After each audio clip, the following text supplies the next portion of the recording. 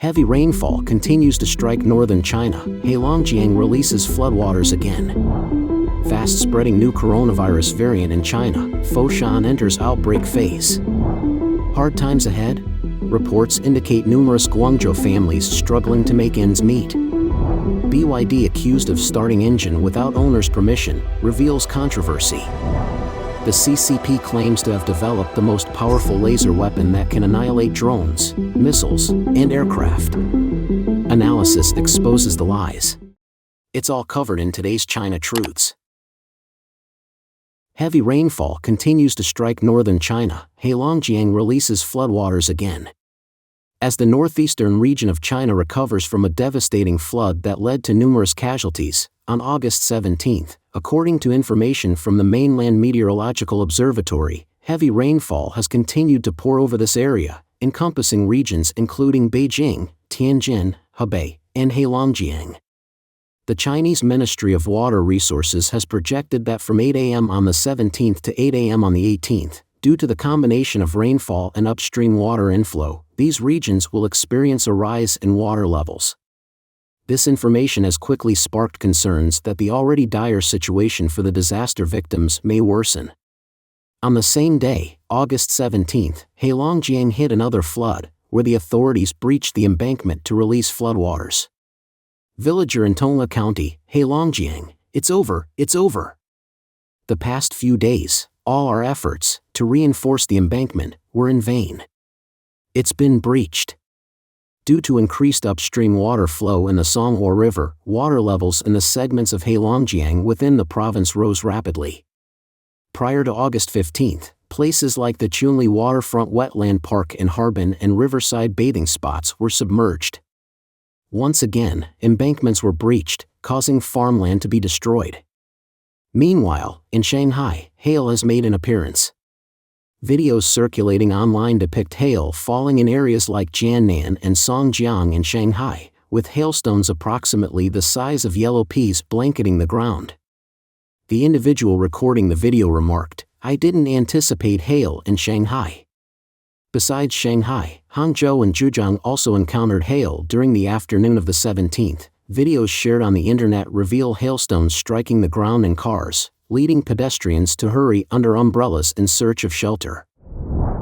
Fast-spreading new coronavirus variant in China, Foshan enters outbreak phase. The novel variant strain EG.5, which has spread across 51 countries globally, is now rapidly proliferating in China, with a global prevalence rate as high as 30.6% and an outbreak rate of 45%. On August 16, the Foshan Municipal Center for Disease Control and Prevention in Guangdong Province reported that the EG.5 variant of the virus has entered the stage of sporadic outbreaks and is gradually becoming dominant among the prevalent strains in Foshan. According to Foshan's health authorities, EG.5 still belongs to the Omicron variant family and is a descendant of the Omicron subvariant XBB.1.9.2 of the COVID-19 virus. While EG.5's virulence against humans hasn't increased, its ability to evade immunity and infect cells is stronger, leading to a relatively wider scope of transmission. According to a report by the United Nations, the World Health Organization's preliminary risk assessment released on August 9 categorized the variant strain EG.5, which is rapidly spreading in countries like China and the United States, as a variant of interest. Meanwhile, a surge in third-bout infections of the new coronavirus has been observed on the mainland, and experts predict a major outbreak in November. According to the 32nd weekly epidemiological report released by the Beijing Municipal Commission of Health in recent days, a total of 8,287 cases of 20 legally notifiable infectious diseases were reported in the city. The majority of cases still revolve around new coronavirus infections. Not only is Beijing experiencing an uptick in cases, but recent discussions about third-bout infection cases have also become a trending topic. Comments on the internet include statements like, "It's so scary. I hope necessary measures are taken to prevent the new wave of infections. I always thought third-bout infections would start with the elderly, who are the most vulnerable. I didn't expect young people around me to start getting it too." Hard times ahead? Reports indicate numerous Guangzhou families struggling to make ends meet. Is China facing a nationwide debt crisis? The information circulating on the internet in recent times has captured public attention due to the noteworthy revelation. In a video posted on August 17 by a Twitter account at Kingsinen, a woman claiming to be from the lending industry said that in Guangzhou, many families are struggling to make ends meet, and some families can't even come up with a few hundred yuan. Some people can't believe that someone could actually end up in such a situation. This is the hidden reality of society now, they simply can't afford it. The woman said that recently, a longtime client called her and said, his client's mortgage and credit card payments are now overdue. He has to pay over 5,000 yuan, approximately $686, just for the mortgage every month, and there are other expenses. Now, it's one person earns, the whole family spends. In the phone call, he kept crying, asking me what to do. He said that every time his phone rings, no matter who is calling, he instinctively thinks it's someone asking for money. He feels mentally dazed. He said that he can't even come up with a few hundred yuan, and he's very lost and doesn't know what to do. A grown man, he cried on the phone for over half an hour. The woman said, in fact, in Guangzhou, scenes like this are likely happening in many families. She added, in Guangzhou, an average monthly income of 8,000 yuan, approximately $1,098.30, is considered middle class, but relying on one person's income to support the entire family is truly frightening. They not only have to subsidize household expenses every month but also repay various loans, ranging from hundreds to thousands of yuan. These things truly do exist, it's not an exaggeration. According to data published by the central bank this year, about 700 to 800 million people are in debt nationwide, with around 300 million people struggling to repay loans, and this number is continually increasing. The woman expressed that she personally feels in the lending industry that most debtors are living in great discomfort and agony every day. They are bombarded with debt collection calls daily, and some have even harassed their family and friends. However, she believes that most people aren't avoiding repaying debts, but they're suffocating under unreasonable interest rates. She hopes they'll be given more time to earn money to repay, rather than being pushed into a corner through various means. That is the reason why, in mainland China, incidents of families self-destructing and being pushed to desperation due to the overwhelming pressure of mortgage and car loan debts are becoming increasingly common. Rumors circulating online reveal that in Dandong City, Liaoning Province, the Sunshine Homes community witnessed a tragic event where a couple took their own lives due to their inability to repay their housing and car loans during the pandemic lockdown. Another account tells of a family of 3 who collectively jumped from a building. Before that, they expressed their desperation in a homeowners group, sobbing uncontrollably and sharing their dire situation. The father, a management-level employee in a company, lived with his wife and a son in their early teens. They were part of the higher income group, representative of a modestly affluent lifestyle. Due to pandemic-related lockdowns and subsequent job loss, they were unable to meet their mortgage, car loan, and credit card payments. Despite requesting loan repayment extensions from the bank due to their financial struggles and lack of food at home, the bank declined their request. Prior to July 5, a Weibo account posted that currently, about 780 million people in the country are in debt, with 420 million people facing overdue payments. The total amount of overdue credit card debt alone exceeds 200 billion, and the total national debt reaches nearly 300 trillion, with an average debt of 200,000 to 300,000 yuan per person. 560 million people still have no savings, and these data are not exaggerated but rather real and credible. In recent years, due to repeated pandemic waves, over 22 million businesses have been forced to close, leading to defaults on car and mortgage payments. Banks have repossessed over 20,000 properties. The account owner stated that these statistics underscore that we are indeed in an era of national debt. Bid accused of starting engine without owner's permission, reveals controversy. BYD, a major Chinese automaker based in Shenzhen, Guangdong Province, is currently being praised by the Chinese Communist Party, CCP. Mainland media refers to BYD as the backbone of China's national industry, and on August 9, the state-run Xinhua news agency declared that BYD has become the world's first car company to achieve the production of 5 million new energy vehicles. However, on August 15, BYD faced complaints from car owners once again. According to a report by the paper, a consumer named Lin recently reported that in early 2023, he purchased a 2021 BYD Tang DMI Prestige model, a hybrid vehicle using a naturally aspirated fuel tank. In June of this year, Mr. Lin noticed that the car's engine often started during the use of the EV, pure electric, mode, without his permission and without any notification. The driving mode did not change from EV mode to HEV, hybrid, mode. Upon discovering the issue, Mr. Lin provided feedback to BYD. BYD stated that starting the engine without the owner's permission was intended to maintain the engine's condition and indicated that they would forward Mr. Lin's complaint to the 4S dealership. However, the dealership responded that the manufacturer had updated the software through a back-end upgrade, and they were unable to adjust the software, thus unable to resolve the issue. Mr. Lin did not agree with this resolution. He believed that this situation would increase fuel consumption and posed a safety hazard. He stated, for example, on July 24 and 29, BYD provided me with no warning and started my car's engine while I was using the EV mode. Battery level exceeded 90%, consuming 0.3 liters of my fuel each time. Based on this fuel consumption rate, it would burn about a whole tank of fuel in a year, and secretly starting the engine is also unsafe. Mr. Lin noticed that many BYD owners have encountered the same issue.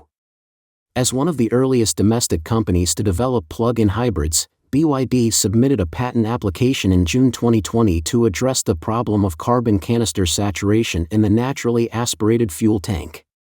The method involved briefly starting the engine in pure electric mode before the carbon canister became saturated, allowing gasoline vapor to return to the intake manifold for combustion.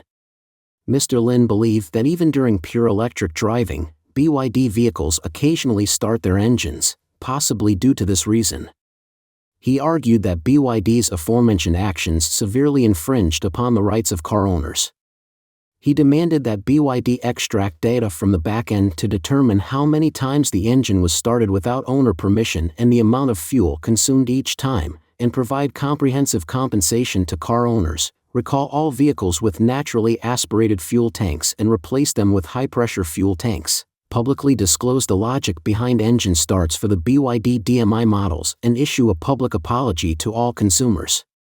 On August 14, CTO Wang Yuanli of Great Wall Motors, a Chinese privately owned automobile manufacturer headquartered in Baoding, Hebei, posted on Weibo, saying, "No matter how big the pattern is woven, it can't hide the inner panic." The post included 3 screenshots, addressing BYD's response to steam emissions patents and issues related to the fuel tank incident. On August 15, Jiang Feng, the host of the Jiang Feng Moment channel, stated that it's not scary that Great Wall Motors CTO criticized BYD's quality issues. What's truly alarming is that BYD is using vehicle software to fully control cars, taking away the power of controlling the vehicle from the owner. This is the real frightening aspect. He said, the Chinese Communist authorities previously guarded against Tesla's smart electric vehicles becoming spy tools precisely because it's exploiting this vulnerability. In order to maintain its cost advantage and competitiveness, BYD has resorted to using remote control software. Shouldn't we be deeply concerned about the extensive use of remote control? Jiang believes that while Huawei's 5G network has been rejected by the West, it has now sold intelligent automobile technology to Mercedes-Benz, Audi, BMW, and Porsche. Every year, 15 million German vehicles use this technology from Huawei. Meanwhile, BYD is directly challenging Tesla's leading position in electric cars with a tidal wave of low-cost strategy, expanding rapidly at an astonishing pace. This kind of expansion aligns with the CCP's agenda of infiltration and expansion. Therefore, BYD's technical and safety defects can easily be downplayed due to the CCP's political interests. This is also why BYD dares to take risks by secretly activating remote control functions and not recalling vehicles for rectification. The CCP claims to have developed the most powerful laser weapon that can annihilate drones, missiles, and aircraft. Analysis exposes the lies. Currently, the U.S. military has achieved the ability to mount low-power laser weapons on warships and destroy small drones. However, there is still a distance to go before being able to destroy incoming missiles. A significant challenge at this point is that the weapons cannot withstand the extremely high temperatures generated when firing lasers. Prolonged use or firing high-power lasers would lead to the destruction of the weapon itself. However, Tiger Observing the World asserts China resolved this. An article in the Journal of Optics reveals Chinese scientists crafted a cooling system eradicating harmful heat from laser use. This innovation empowers high-energy lasers to operate ceaselessly. Tiger Observing the World also notes China's novel laser weapon boasts two advantages. Firstly, it adapts power for pinpoint strikes on drones, missiles, and jets. Secondly, it conquers the hurdle of laser weapons struggling with prolonged operation due to cooling constraints. Saudi Arabia had once purchased the Silent Hunter laser interception devices from China, using these weapons to shoot down 13 drones operated by Houthi militants. However, it takes 6 seconds to accumulate heat to counter a single drone, and after prolonged use, the system requires cooling downtime. Therefore, dealing with a large number of enemy drones might prove challenging. In recent years, the CCP has claimed China's laser weapons outpaced the US by up to 2 decades. Media featured the article How Powerful Are China's Laser Weapons? Technologically ahead of Americans by 15 years, unsurpassed to date. Zhou Ziding from Exploring Times noted the CCP introduced the low-altitude Guardian laser weapon in 2014, boasting 30 kilowatt power mainly for dazzling. Yet, it disappeared after 2014. The 2017 Abu Dhabi Defense Exhibition unveiled China Poly Group's Silent Hunter, akin to the low-altitude Guardian. Both vanished from view. By 2021, China Aerospace Science and Industry Corporation displayed LW-30 laser defense and OW-5 laser weapons, similar to previous models with 30 kilowatt output, aimed at drone countermeasures. Zhou Ziding said, "This is all the information available in public reports about the use of Chinese laser weaponry at present." He pointed out that from 2014 to 2021, there has been almost no change in the performance of the CCP's laser weapons. In a report from 2019, he discovered that the primary type of laser used by the Chinese military is still the carbon dioxide, CO2, laser. The United States had already been researching CO2 lasers in the 1970s. It can be said that the technological level of the CCP's laser weapons is only equivalent to the technological level of the United States several decades ago. The United States extensively researched and experimented with various laser weapons decades ago, achieving commendable hit rates. In recent years, the U.S. Navy and Army have successively deployed various laser weapons and are far ahead of the rest of the world. The U.S. has already tested 150 kilowatt laser weapons on warships, while the CCP is still stuck with 30 kilowatt dazzling laser weapons. Don't forget to comment in the section below to share your opinions on today's topic with us. Make sure to like and subscribe to see more interesting topics from China Truths.